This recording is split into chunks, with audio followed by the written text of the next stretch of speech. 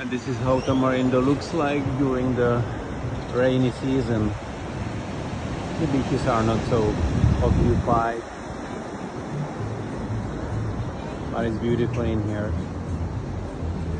We love Tamarindo, spending time together on the beach, visiting the market, buying some fresh vegetables and fruits from the same guy every time we are here, and also special bread, even though the guy who made it, he's from Coco as well.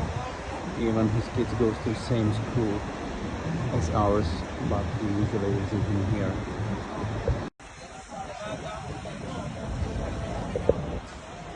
Greetings from Shasha or Mama.